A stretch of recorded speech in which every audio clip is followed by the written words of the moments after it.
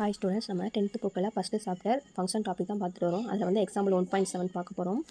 பாருங்கள், a relation f from x to y is defined by f of x equal to x square minus 2 where x equal to minus 2, minus 1, 0, 3 and y equal to r. இதில் வந்து question என்ன கேட்டிருக்காங்கன்னா, list the elements of F is F a function.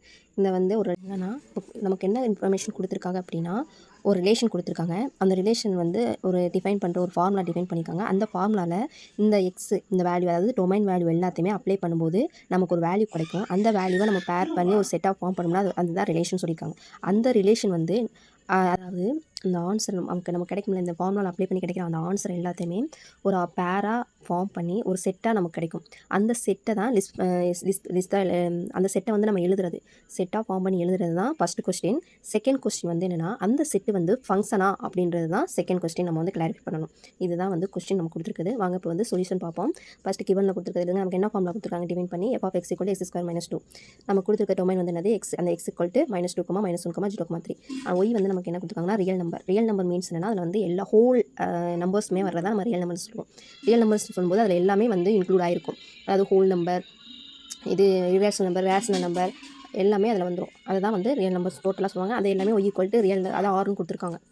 வந்து first question நம்ம list பண்ணணுமா? அப்போ பாருங்கள், நமக்கு டொமைன் என்ன கொடுத்துருக்காங்க, -2, -1, 0,3. ஃபஸ்ட்டு நம்ம என்னது -2, இதை போய் ஃபஸ்ட்டு அந்த எக்ஸ் இருக்கிற இடத்துல -2 போடுங்க. போட்டோம்னா என்னது -2 அந்த எக்ஸ் இருக்கிற இடத்துல அப்படியே அப்ளை பண்ணுங்கள். இங்கே -2 ஹோல் ஸ்கொயர் -2. இப்போ வந்து என்னென்னா ஹோல் ஸ்கொயர் பண்ணும்போது மைனஸ் ப்ளஸ் ஆயிரும். அப்போ வந்து +4 -2. இப்போ மைனஸ் பண்ணோம்னா +2 கிடைக்கும். அதே மாதிரி செகண்ட் வேல்யூ என்ன கொடுத்துருக்கு, -1. அப்போ -1 அப்ளை பண்ணுங்கள். -1 ஹோல் ஸ்கொயர் -2. அப்போ வந்து இங்கேயும் வந்து நமக்கு வந்து +1 கிடைக்கும். 1 பவரில் என்ன இருந்தாலும் நமக்கு 1 தான் கிடைக்கும். இப்போ 1 - 2, அப்போ மைனஸ் பண்ணோம்னா -1 கிடைக்கும். அதே மாதிரி அடுத்த தேர்ட் வேல்யூ வந்து 0. f of 0 equal to 0 whole square -2. அப்போ இது 0 என்ன பண்ணணும், நமக்கு 0 தான் கிடைக்கும். இப்போ -2 அப்போ என்னது -2 கிடைக்குது. அதே மாதிரி 3 அப்ளை பண்ணும்போது 3 ஹோல் ஸ்கொயர் -2 ஈக்குவல் டு எப்படின்னா, இப்போ 3 ஸ்கொயர் பண்ணோம்னா 9 கிடைக்கும். இப்போ -2, 9 - 2 என்னது +7. அப்போ வந்து என்னது நமக்கு இந்த மாதிரி 2 -2 -1 -2 7 கிடைக்குது.